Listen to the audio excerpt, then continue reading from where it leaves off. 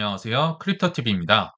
오늘은 저를 포함해서 그간 소외받고 힘들었던 코인 투자자들을 위로하고 힘내보는 시간을 갖도록 하겠습니다. 제가 이렇게 말씀드린 이유는 정말 역대급 주식의 포모 랠리가 이어지고 있어서 나만 빼고 다 돈을 벌고 있는 것 같은 소외감을 아마 계속 느끼고 계시지 않을까라는 생각이 들거든요. 제가 아침마다 경제 뉴스들을 항상 훑어보는데요. 제가 딱히 이렇게 가져온 뉴스가 아닌데 그냥 봤는데도 어마무시한 제목들이 계속 기사 제 눈에는 보이고 있습니다. 50만 전자 가즈야. 이거 한 주가 뭔진 모르겠지만 100만 원을 훌쩍 넘어갔다. 요거를 누군가는 담고 있다더라. 이거 어떤 종목인지 또 모르겠지만 한참 더 오른다고 목표 주가가 103만 원이 제시됐다라고 하고요. 퇴직연금 계좌에도 삼전 한익 ETF를 와르르 담고 있다더라. 무시무시하죠. 이거 또 하나. 코스피 상승률을 2배 이상 벌었다. 수익률 318% 터진 비결을 친절하게 알려주고 있네요. 그리고 아직도 싸다. 50만 전자, 300만 닉스 전망 을 외치면서 내년까지도 쭉 갈 것이다. 아니다. 내년까지가 아니고 6월 전에 사세요. 그리고 28년까지도 쭉쭉 오른다. 뭔가를 추천을 해줬다라고 합니다. 어마무시하죠? 근데 국장뿐만이 아니고요. 지금 미국 미장하시는 분들 아시겠지만 여기도 만만치 않게 쏘고 있습니다. 근데 문제가 뭐냐면요. 공통적인 문제가 있는데 극단적으로 극소수의 종목에 쏠림 현상이 발생하고 있다. 굳이 둘 중에 하나를 꼽으라면 한국 국장이 더 많이 쏠리고 있는 것 같아요. 두 가지 종목에 많이 몰리고 있잖아요. 근데 미장도 지금 만만치 않아서 곳곳에서 버블 신호가 나올 정도다라고 하는 겁니다. 제가 가져온 데이터는요. 각종 버블 시대마다 얼마나 많이 특정 종목의 시가총액이 쏠렸는지를 나타내는 건데요. 자, 정말 옛날이긴 하지만 이 1800년도에 철도 버블 때는 철도 주식의 시가총액이 전체 시총의 무려 63%를 차지했었다라고 합니다.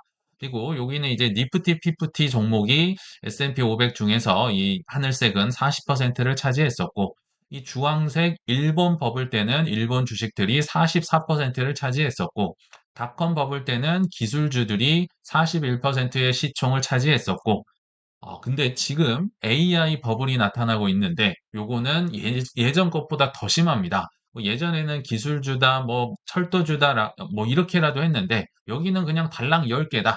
AI 빅10 종목, 빅테크 종목이 전체 S&P 500 중에 차지하는 비중이 40%를 넘어갔다. 이게 지금 의미하는 바가 뭐냐면요. 생각보다 배가 아플 필요가 없다라는 겁니다. 왜냐하면 국장이든 미장이든 주식의 폭등 수혜자들은 생각보다 적을 것이다. 왜냐하면 극소수의 쏠림이 있기 때문에 그 극소수의 종목을 내가 들고 있지 않으면 소외감을 그분들도 마찬가지로 느끼고 있을 것이다. 반대로 얘기하면요. 지금 꼭대기 근처에 와가지고 사 있는 분들이 많이 계시거나 혹은 소액만 투자를 하셨거나 혹은 나 떨어지면 살래 했는데 안 떨어지고 올라가서 못 사셨거나 혹은 인버스 야, 요 정도 올라갔으면 됐지 하면서 인버스에다가 오히려 손실을 보고 있는 사람들이 생각보다 상당수일 것이다라는 겁니다. 그쵸? 근데 그럼 이것과 비슷한 현상이 언제 있었냐면요. 우리 크립토 투자자들도 똑같이 느꼈습니다. 가는 놈만 계속 가네. 와, 미치겠다. 언제 우리가 그랬었나요? 24년에서 25년, 무려 2년간 우리가, 사실 23년도 거의 포함이 되고요. 비트코인만 계속 올라갔던 겁니다. 그러니까 한국에서 많은 알트코인을 갖고 계신 분들은 비트코인 올라봤자 이게 뭘 오른 거야? 힘들어 죽겠네. 똑같은 상황이 지금 국장, 미장, 코인 시장에서 벌어지고 있다라고 보시면 될 것 같아요. 자, 근데 지금 뭐 국장, 미장 그래도 많이 오르기라도 했는데 코인 투자자들은 굉장히 지금 더 힘들다. 왜냐하면 코인도 지금 오르긴 올라왔거든요. 분명히 올라왔는데 이마저도 뭐 애널리스트나 트레이더들은 혹평을 합니다. 특히나 이제 데이터를 가지고 얘기하는 크립토 퀀트의 애널리스트는 이거 약세장 랠리야. 약세장 중에 나타난 반등이니까 이거 계속 안 오른다. 뭐 이렇게 뭐 추정을 한다, 예상을 한다라는 단어도 안 쓰고요. 여기 보시면 이러한 움직임은 약세장 랠리다. 단언을 해버립니다. 요거 속을 수 있어 니네들. 왜냐하면 비트코인 보유자들이 상승세에 차익 실현에 나서고 있다. 그리고 조정이 나타나기까지 시간이 조금 소요될 수 있다. 너무 좋아하지 마. 니네 큰일 날 거야. 이런 얘기고요. 또 다른 뭐 나름대로 유명한 벤자민 코엔이라는 트레이더가 있는데요. 이분도 계속 얘기하는 게 아직 크립토 윈터 안 끝났어. 26년 10월까지는 예전 사이클처럼 쭉 떨어질 거야. 그러니까 연말까지 꿈도 꾸지 마. 요런 얘기를 하고 있다. 참 힘든 상황인 것 같아요. 우리는 지금은 뭐 오르지도 않았는데 뭐 계속 크립토 겨울이 이어진다라고 하니까요. 자, 그렇지만 꿈과 희망을 드리기 위해서 제가 큰 코인 이슈들을 좀 말씀드릴 텐데, 희한하게도 5월 14일경에 꽤나 몰려 있습니다. 사실 이건 우연이 아닌데요. 일단, 그건 뒤에서 소개를 해드리고, 5월 14일경에 많이 몰려 있다. 근데 아무리 큰 걸 얘기해봤자 속이에 경익기죠. 근데 뭐 어쩌라는 거야? 뭐 이런 반응이 지배적인 것 같습니다. 다시 한번 가장 큰 이슈를 말씀드리면, 미국에서 비트코인 전력 비축안을 조만간 발표하겠다고 패트릭 위트라는 백악관의 크립토 자문위원장입니다. 이분의 잡이, 직업이 이런 거 하는 분이에요. 이러려고 모셔놨는데 이분이 거짓말을 하겠습니까? 근데 기사에 없다고 뭐 사람들은 댓글에서는 뭐 근데 뭐 공식적인 걸 얘기해야지 뭐 이런 분위기인 것 같아요. 근데 이분이 지금 두 번째나 큰 행사에 나와서 공개적으로 얘기를 했잖아요. 커플 오브 윅스 조만간 전략 비축을 정부에서 발표할 것이다. 두 번이나 크게 이런 큰 컨퍼런스, 하나는 비트코인 컨퍼런스, 하나는 5월 7일 날 마이애미 2026에서 얘기를 했었죠. 근데 믿지를 잘 않는 것 같습니다. 커플 오브 윅스라는 얘기는요, 뭐 10에 가까운 숫자를 얘기할 때 하는 단어가 아니에요. 두 번째 주, 여덟 번째 주에 하는 얘기도 아닐 겁니다. 그래서 5월 중순쯤에 뭐 정확히는 모르겠지만 나올 수는 있겠다. 미국 정부가 몇 개월째 이거 그 비트코인 통합 관리 보완을 진행 중이고 전수조사에 착수했다라고 얘기를 했었고요. 뭐 최근에 소개를 해드렸지만 김창익 작가님, 뭐 예전에 기자를 하셨던 분이죠. 이렇게 날짜를 콕 집어서 얘기를 하셨었어요. 5월 14일이 딱 맞아 떨어질지 아니면 뭐 조금 앞뒤로 왔다 갔다 할지는 모르겠다. 그렇지만 비트코인 본위제를 발표할 예정이 크다. 이게 뭐냐면 쉽게 얘기하면 비트코인을 금이나 미국의 국채처럼 달러 기반으로 한 담보로 최종 담보로 쓰겠다. 어마어마한 뉴스잖아요. 근데 사람들은 소설 쓰지 마라, 뜬구름 잡지 마라, 또는 아예 관심 자체가 없겠죠.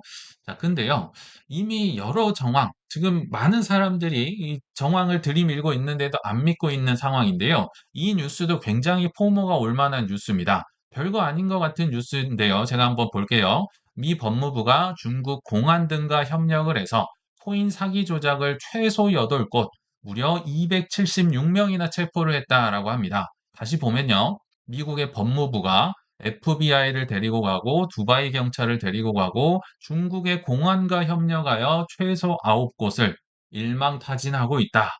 왜 이럴까요? 항상 왜를 붙여봐야 됩니다. 자, 굳이 이 미국이 법무부, FBI가 큰 시간과 인력과 돈을 들여서 그것도 지금 누구랑 함께입니까? 중국과 함께입니다. 적국이에요. 적과 함께 우리나라도 아니고요. 남의 나라를 소탕하고 있습니다. 그것도 이 소탕 분들이 좀 만만한가요? 아니요. 캄보디아든 뭐 중국이든 뭐 베트남이든 완전 권력의 핵심인 막 총리가 다 엮여 있고 이런 데를 일망타진하고 있으니까 엄청 위험하겠죠. 그리고 이게 잘 조사가 될까요? 굉장히 어렵고 힘든 길을 남의 나라를 굳이 정의를 위해서 한다? 그게 아니라 요것들은 지금 전략 비축의 일환으로서 그러니까 작년 3월부터 행정명령을 통해서 범죄자들 거 몰수하겠다고 했잖아요. 그러니까 지시가 있었으니까 이렇게 진행이 되고 있을, 전략 비축이 진행되고 있을 가능성이 높다. 대중은 관심 없는데도요. 지금 1년 넘게 베네수엘라든 캄보디아든 뭐 어디든 가서 비트코인을 비축을 하고 있다. 그래서 조만간 발표할 가능성이 높다라는 게 저는 나름 근거가 있다라고 생각이 들어요. 그리고 심지어 저는 깜짝 발표의 가능성도 조금은 있다고 생각이 듭니다. 왜냐하면 트럼프 대통령은 수많은 전과가 있기 때문인데요. 뭔가 예정을 하고 있으면 그 전에 SNS로 쏠랑 발표했던 거 이번에 주특기입니다. 그래서 25년 3월 달에도 뭐 전략 비축한다고 날짜를 정해놨는데 컨퍼런스도 진행을 예정하고 있었는데 며칠 전에 SNS로 쏠랑 발표해가지고 뭐 5개 코인이 막 급등을 했던 거 기억나시죠? 그리고 25년 4월 2일자에도 갑자기 해방의 날을 발표하면서 막 미친 듯이 떨어졌던 기억. 그리고 25년 10월 10일에도 중국에게 추가 관세를 100% 때리겠다. 요것과 맞춰서 JP 모건이 그 MSCI에서 스트레이티지를 빼겠다는 또 보고서를 덮치면서 이때부터 이제 폭락이 나왔었잖아요. 이런 수많은 전과가 있기 때문에 깜짝 뭐 그 전에 발표할 가능성도 있다라는 생각은 드네요. 제가 챗GPT한테 한번 물어봤습니다. 이 친구가 가장 보수적으로 부정적으로 답하는 사람이거든요. 그럼에도 트럼프 대통령이 그 전에 깜짝 발표할 가능성이 있어 매우 그렇다. 뭐 이렇게 답변을 하긴 하더라고요. 아무튼 전략 비축은 진행 중이고 뭐 5월 중순 즈음에는 발표하지 않을까라는 생각이 듭니다. 자, 또 하나 5월 14일로 예상되는 두 번째 호재를 소개를 해 드릴 텐데요. 오늘 오전에 또 뭐 기쁜 소식이 하나 나왔네요. 미국 상원은행위원회에서 다음 주에 클래리티 마크업을 확정이라는 제목이 붙었습니다. 물론 미국 시간이니까 한국 시간으로는 5월 14일 뭐 밤 12시 무렵에 이제 마크업에 나선다라고 하거든요. 그러면서 이걸 보시면 지금 톰 틸리스 공화당 의원과 올스브룩스 민주당 의원이 합의를 끝마쳤습니다. 근데 은행권에서는 추가 문구 수정이 필요하다는 입장을 전달했지만 그러거나 말거나 상원은행위원회는 일정을 확정하며 법안 추진 강행 의사를 내비친 것으로 풀이된다. 그러거나 말거나 이날 그냥 마크업 할 거야. 라고 한 거고요. 또 재밌는 표현이 등장합니다. 정치권 일각에서는 일각이란 단어가 등장하네요. 고위공직자가 뭐 코인을 마음대로 하면 안 된다. 윤리조항 우리 계속 들어봤었잖아요. 근데 어느 순간 문구가 어떻게 됐습니까? 윤리조항 뭐 넣으면 뭐 이거 안 할 거야라고 하더니 일각에서는 그냥 일부 의원들이 주장한다. 기사가 조금 바뀌었네요. 이런 걸 보면 이거는 안 되기가 어려웠다. 왜냐하면 정말 큰 이슈를 이미 처리를 했었잖아요. 지금 공화당과 민주당이 합의를 했잖아요. 여랑 야가 합의를 했다는 자체가 어마어마한 시간과 노력을 들었을 거고, 게다가 피해자라고 주장하는 은행도 이자에 대해서 합의를 끝마쳤는데, 지금 야, 은행이 합의를 했는데, 뭐 윤리조항으로 이게 망쳐질까? 또는 뭐 추가로 수정을 할 테니까 망칠까요?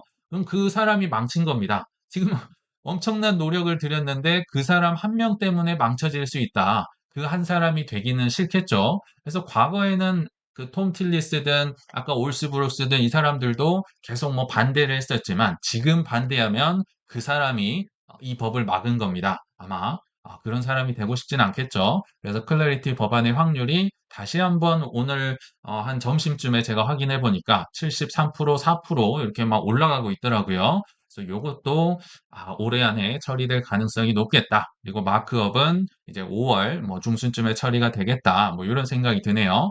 그리고 세 번째 호재, 이란 종전 협상까지도 완벽하게가 아닙니다. 제가 얼렁뚱땅이라고 썼어요. 얼렁뚱땅 마무리될 확률이 있다라는 생각이 듭니다.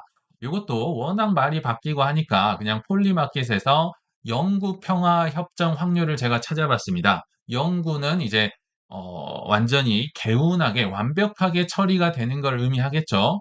5월 15일까지는 18%, 5월 31일까지는 36%, 완벽하게 처리되기에는 시간이 좀 부족하다라고 나와 있어요. 그래서 제가 어영부영, 얼렁뚱땅이란 표현을 썼었죠. 이때까지는 뭐 얼렁뚱땅으로 될 수 있다. 그렇지만 6월 말까지는 이제 54% 이상으로 올라가면서 조금 개운하고 완벽하게 평화협정이 일어날 가능성이 높다라고 하는데요.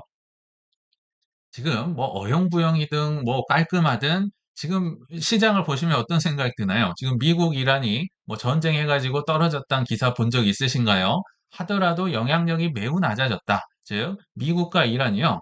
기사 찾아보시면 아시겠지만 지금도 유조선을 서로 공격을 했다더라. 너가 먼저 쐈다, 내가 먼저 쐈다 하고 있거든요. 그렇지만 아무도 관심을 갖고 있지 않습니다. 서로 치고받고 있지만 관심은 없고요. 언제 이거 끝마무리 할래? 지금 요거를 다들 기대를 하고 있거든요. 근데 아직도 폭락을 외치고 있다든지, 뭐 유가가 높으니까 안 된다든지, 그렇게 보시는 분들은 또 한 번의 뭐 좋은 기회가 좀 사라지지 않았을까라는 생각도 듭니다. 자, 그리고 저도 이제 그 방중 전에 이게 해결이 될 가능성이 높겠다라고 생각을 하면서 이 기사를 한번 쳐봤는데요. 트럼프가 실제로 이런 얘기를 했더라고요. 방중 전에 타결할 가능성이 높다라고 본인이 얘기를 했어요. 자, 요것도 사실 우연찮지만 방중도 원래는 4월 말이었잖아요. 근데 이란 전쟁이 안 끝나니까 5월 중순, 즉 5월 14일, 5월 15일로 미뤘습니다. 요것도 우연찮게 5월 14일이 됐어요. 근데 방중 전에 이란과의 합의 가능성이 높겠다라고 생각한 근거를, 이유를 제가 좀 소개를 해드리면, 전쟁 중에 방중을 한다? 그러면요, 트럼프 입장에서 모양이 굉장히 빠집니다. 별로 안 좋아요. 왜냐면 전쟁 중에 찾아가면 뭔가 내가 시진핑에게 협조를 구하러 가야 되고 상의를 해야 되는 입장으로 갈 가능성이 높아요. 이거 전쟁이 안 끝나고 있는데 어떻게 해야 되지? 뭐 요런 느낌으로 갈 수밖에 없습니다. 그렇죠. 근데 반대로 종전이 된 이후에 뭐 적어도 애매한 뭐 MOU라도 맺고 만약에 방중해야 한다면 입장이 크게 달라집니다. 트럼프 입장에선 내가 중동의 안정을 가져왔다. 내가 평화의 메신저다. 요렇게 얘기를 할 수 있겠죠. 반대로 중국에게 너는 하지 마라. 너는 대만 들어가지 마. 이렇게 얘기를 할 명분도 있겠죠. 왜냐하면 내가 전쟁을 하고 있으면 너는 하지 마. 이거는 아니잖아요. 너는 하지 마. 나는 평화를 가져왔어. 그리고 또 하나, 덤으로 옛다. 유가 안정에 대한 선물을 생색을 낼 수도 있습니다. 내가 호르무즈 이거 이제 뭐 호르무즈가 뚫릴지까지는 모르겠지만 유가가 어느 정도 안정이 되겠죠. 너네 이란 때문에 힘들었지? 뭐 베네수엘라도 사실 끊고 이란 석유도 끊는 게 미국이긴 하지만 약간 선물 느낌으로 하면서 너는 뭐 선물 없어? 뭐 이렇게 좀 더 높은 위치에서 협상을 할 수 있는 가능성. 그리고 실제로 방중을 할 때 지금 뭐 엔비디아 CEO, 보잉 CEO 또 많은 CEO들을 데려간다라고 하거든요. 아마도 세일즈를 펼칠 가능성이 높다. 그래서 우위를 점하기 위해서는 어느 정도 해결을 하고 갈 가능성이 높겠다라고 저는 한번 추정을 해봤습니다. 자, 근데 요거는 이제 제 생각이긴 한데요. 왜 하필 지금 계속 우연찮게라고 썼는데 저는 우연이 아니라 생각이 들거든요. 왜 5월 14일경에 이벤트들이 몰리게 됐을까? 퀴즈를 한번 내보겠습니다. 힌트는 그 전에 먼저 정해진 이벤트가 있었습니다. 아마 뭐 다 아실 거라 생각이 듭니다. 5월 15일자로 제롬 파월이 이제 마지막 임기를 앞두고 있었죠. 모든 이벤트들이 정해지기 전에 있었던 이벤트가 바로 요겁니다. 왜냐하면 제롬 파월 입장에선 금리를 못 내리고 안 나간다고 버티고 있었고, 뭐 케빈 오씨는 어떤 딜을 했는지 모르겠지만 아무튼 트럼프 입장에서 뽑은 거거든요. 뽑힌 사람입니다. 뭐 여러 가지 일단은 생각이 있겠죠. 나도 적골이 날 수도 있고, 금리 인하를 해야 될 것 같은데, 뭐 여러 가지 뭐 의견이 있겠지만, 아무튼 트럼프 입장에서 생각을 해보면요. 수차례 제롬 파월을 뭐 고소를 하고 공사 현장을 찾아가고 괴롭혔었죠. 그 이유가 금리를 낮추기 위해서였는데 그게 안 됐잖아요. 그러면 파월이 결국은 5월 15일 이후에 이제 나갈 거 아니에요. 저때까지는 버틸 테니까 교체된 후를 한번 분위기를 바꿔보자. 그때를 목표로 그 뒤로 분위기를 전환해보자. 그래서 제가 2분기에는 유동성의 환경이 조성될 것 같다라고 얘기 드린 게 사실 이 제롬 파월의 이 그 은퇴식 요걸 좀 염두에 두고 있었다 보시면 됩니다.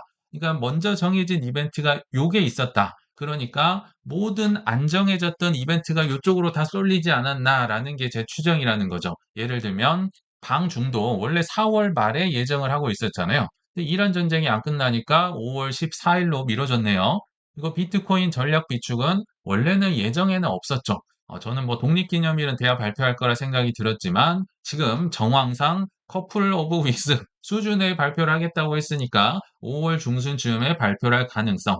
그리고 클래리티 법안도 역시 예정에 없었죠. 오히려 질질 끌리면서 안 돼 왔지만 마지노 마크업은 5월 중순이야. 지금 발표가 나왔네요. 그리고 이란 종전도 사실 이게 뭐 이 말 3월 초에 발생을 했지만 굉장히 빨리 끝내려고 했었다고 외신들은 전하고 있잖아요. 그러니까 길어봤자 뭐 3월, 정말 늦으면 4월 말에는 끝냈어야 됐던 전쟁이라고 생각이 듭니다. 근데 이게 예상대로 안 되고 저항이 거칠어지자 요거를 5월 중순에는 좀 끝내야겠다라고 모든 이벤트들이 지금 몰리지 않았을까? 그 중심점에는 제롬 파월의 은퇴식이 있지 않았나라는 게 이제 제 개인적인 생각입니다. 자, 그래서 오늘 한번 결론을 맺어보면요. 참 코인 투자자들의 고통과 인내의 시간이 길어졌지만 저는 2분기에는 결국 퍼즐이 맞춰지면서 그리고 나중에 뒤로 갈수록 이제 큰 상승을 보여준 뒤에서야 누구나 고개를 끄덕이고 들어오지 않을까라는 생각이 듭니다. 그래서 그간 눈물로 씨를 뿌린 우리 오랜 구독자님들 모두 기쁨으로 단을 거두시길 바라면서 이만 마치겠습니다. 시청 감사합니다.